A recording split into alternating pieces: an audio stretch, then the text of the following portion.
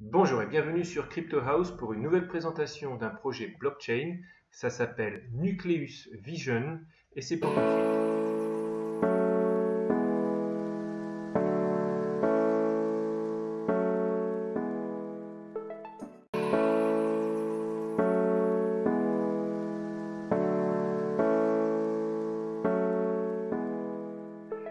Alors après vous avoir présenté des projets dans le domaine de la logistique, dans le domaine automobile, dans le domaine de la location d'appartements, voici maintenant un projet dans le domaine du marketing et du big data.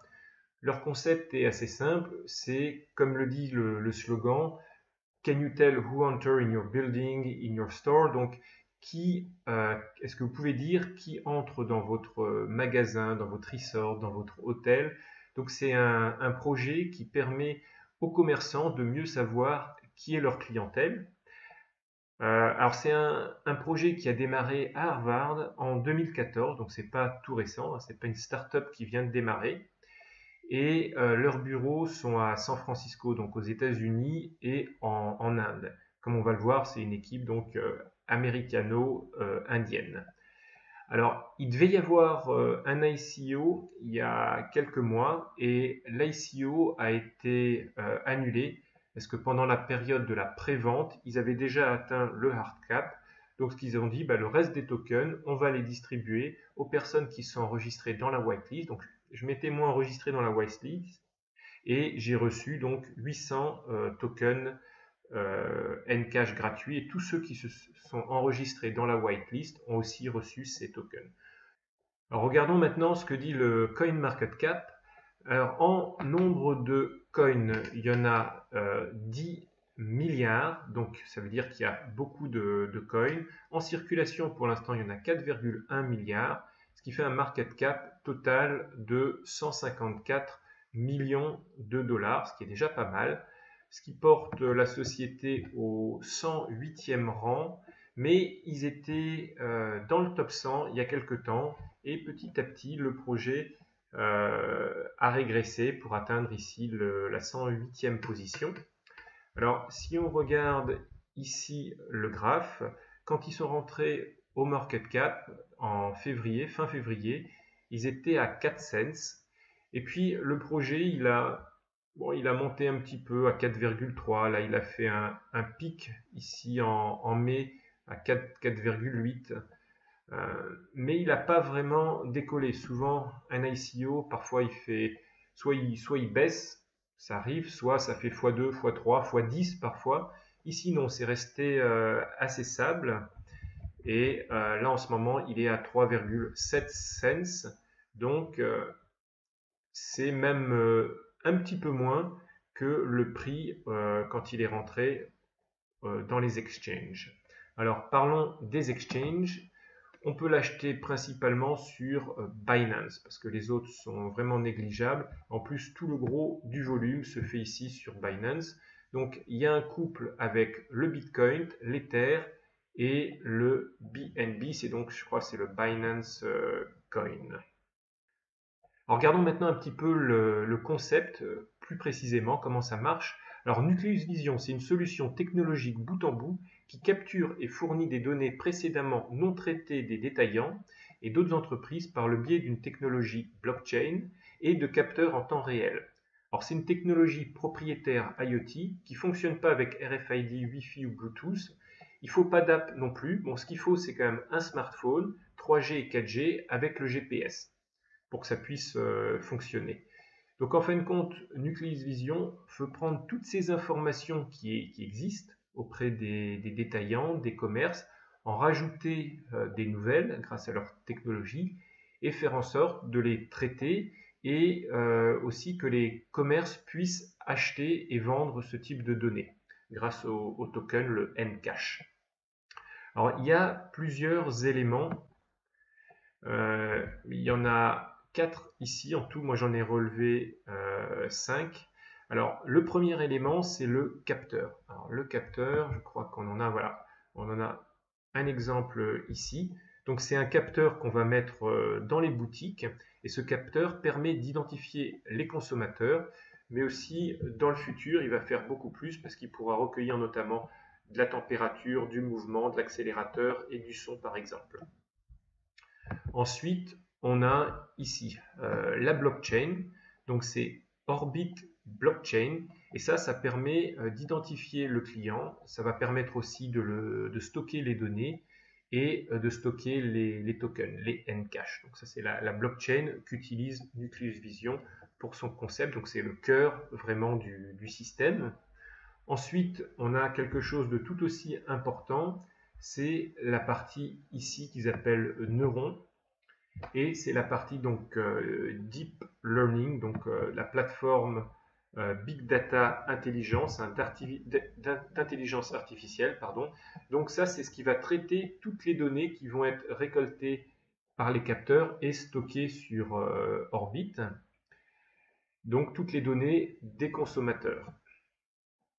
Ensuite, on a la partie token, donc ici le token Ncash, qui est un token donc, qui montre ici d'utilité, parce que c'est un token qui va permettre à la fois aux commerçants de pouvoir négocier cette information, donc de l'acheter, de la vendre, mais c'est aussi le token qui va faire partie du système de fidélité.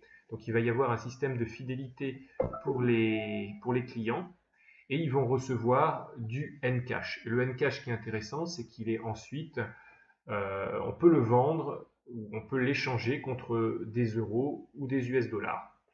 Donc ça, c'est tout l'intérêt d'avoir des Ncash. Alors, ils ont aussi un wallet qui est en préparation. Donc, on voit ici dans leur white paper quelques screenshots du wallet, mais pour l'instant, il n'est pas encore disponible. Regardons un petit peu pas à pas comment ça fonctionne. Donc, on a un client qui rentre dans un magasin, on va dire un magasin d'habits. Ensuite, on a le sensor ici qui va identifier le client grâce à son téléphone et grâce à l'ID, l'identification du téléphone. Ensuite, ces informations sont envoyées à Nucleus Vision et Nucleus Vision va envoyer donc au client un message pour savoir s'il veut partager son information.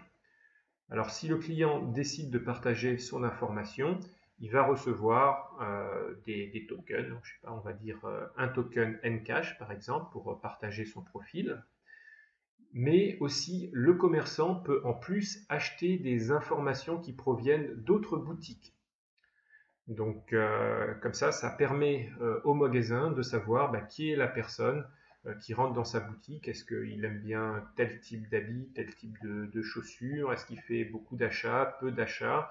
Quel est son panier moyen? Donc, tout un tas d'informations qui vont permettre à la boutique peut-être de mieux vous conseiller.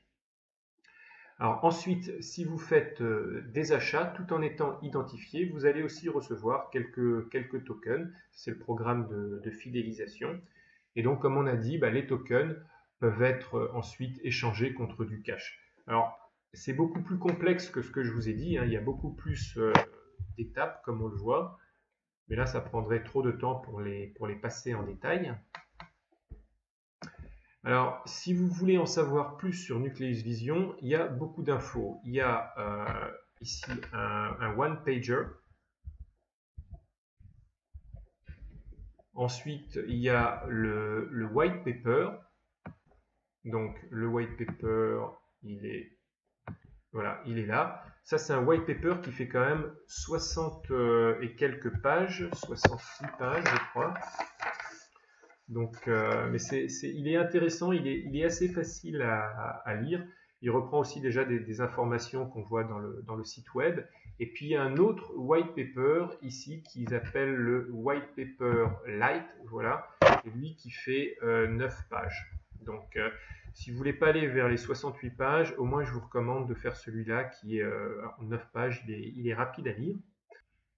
Alors, pour que le projet fonctionne, il faut vraiment beaucoup d'adoption.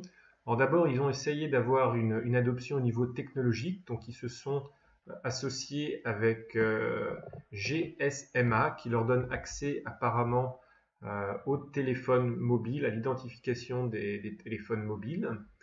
Ensuite, ils ont fait d'autres partenaires technologiques avec par exemple des opérateurs comme Vodafone, Reliance Communication, je crois qui est indien.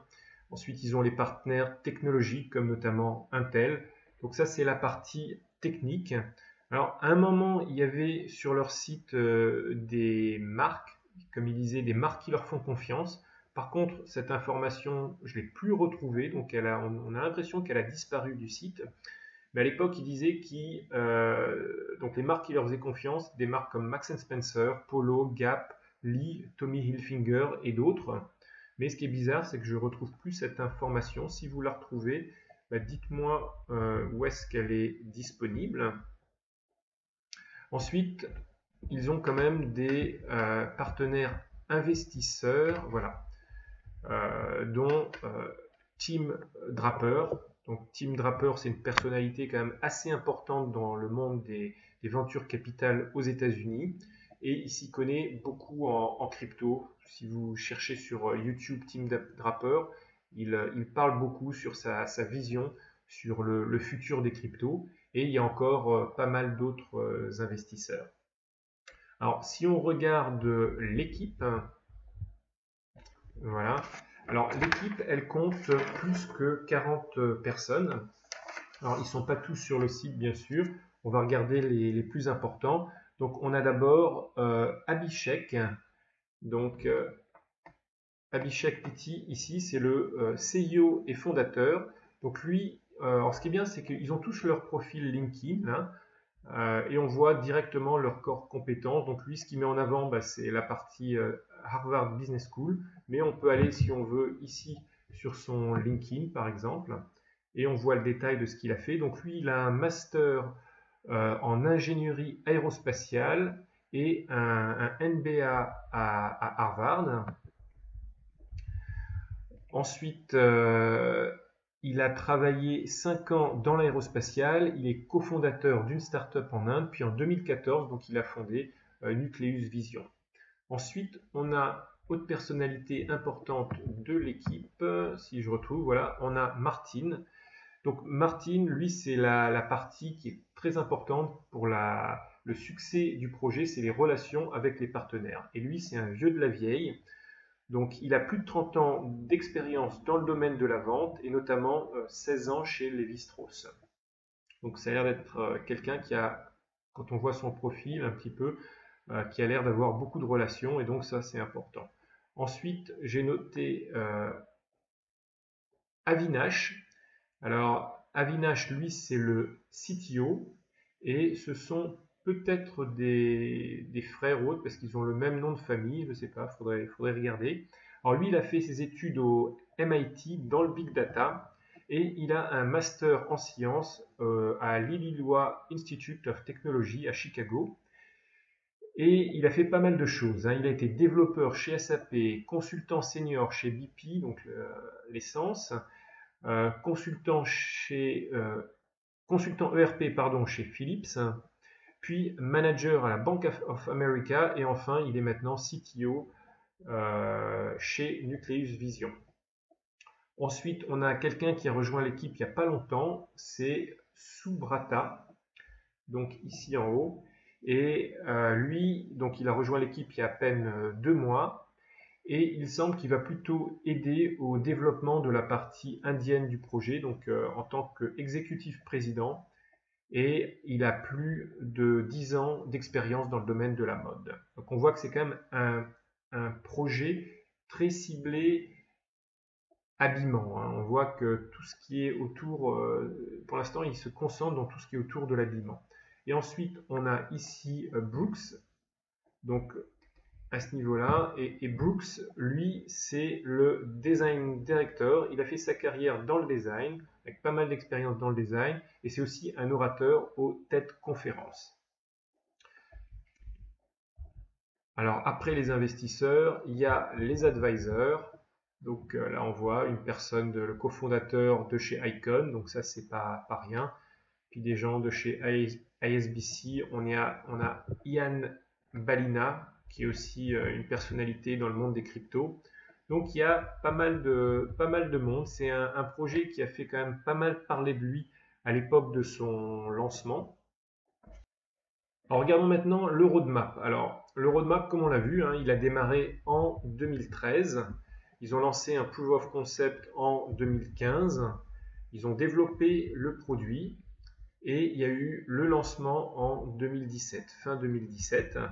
Petit à petit, ils se sont déployés et en 2018, normalement, ils doivent déployer au premier trimestre, donc c'était fin mars, ils devaient déployer 50 magasins, avoir des partenariats avec 4 partenaires télécoms et terminer le programme de fidélité, le Neuron, et aussi avoir 100 000 users identifiés. Alors, ce qui est un petit peu dommage, c'est que là, on voit qu'ils ne sont pas en phase avec leur roadmap.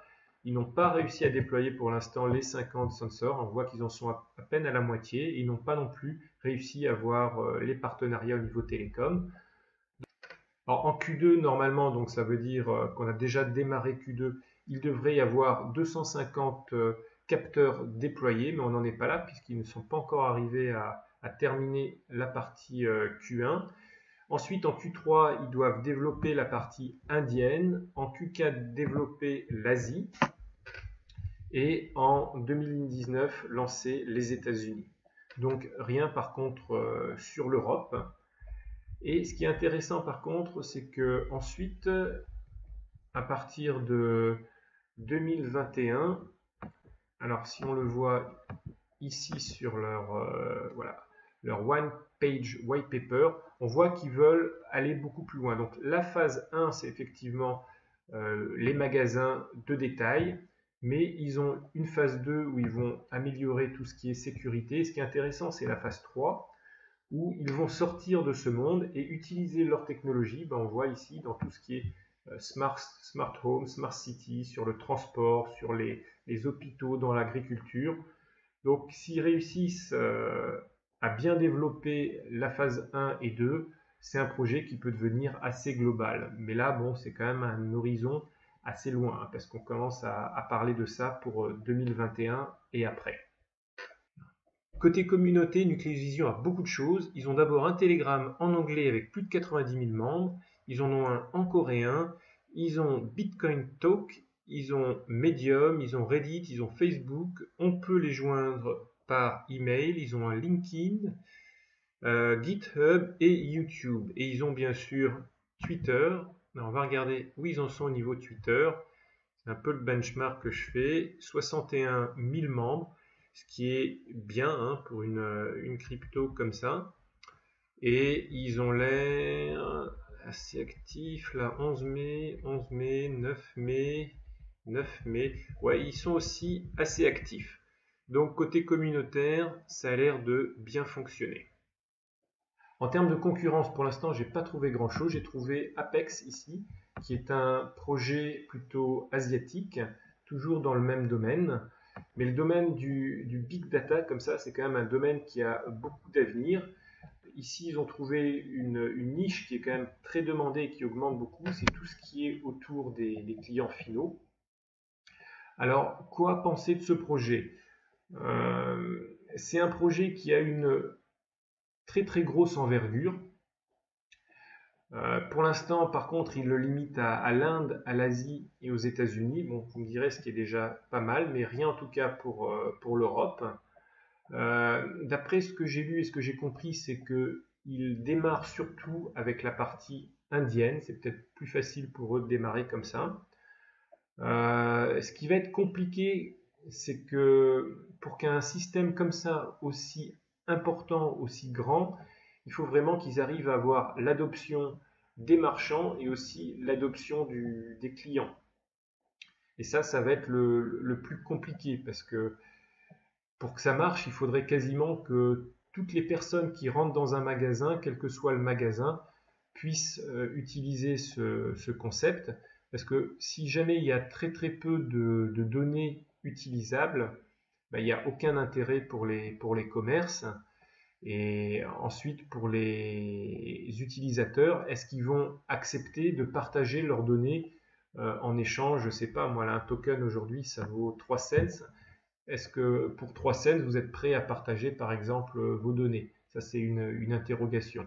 Moi, je me pose la question, je ne sais pas si je suis prêt à partager mes données comme ça sur mes habitudes de consommation pour juste quelques cents.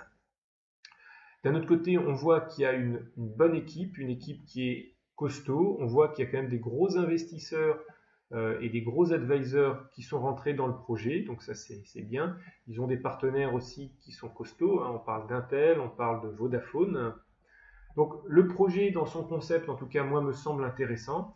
Je pense que le fait d'avoir une blockchain qui permet ensuite donc de récolter les informations grâce à des sensors IoT et ensuite d'avoir du big data pour traiter tout ça et puis un système de fidélité où les clients reçoivent des tokens, où les magasins puissent acheter l'information avec les tokens. Donc le concept a l'air bien, mais j'ai vraiment une grosse interrogation sur la façon dont ils vont déployer leur projet, dont ils vont avoir l'adoption du marché. Donc je suis ni négatif ni positif, parce que tout va dépendre vraiment de cette adoption. Dites-moi vous ce que vous pensez de ce type de projet, donc la blockchain, le big data pour le marketing. Est-ce que c'est quelque chose, vous pensez, qui a de l'avenir? Faites-le savoir dans les commentaires. Puis moi, je vous dis à bientôt pour de nouvelles vidéos. Ciao, ciao!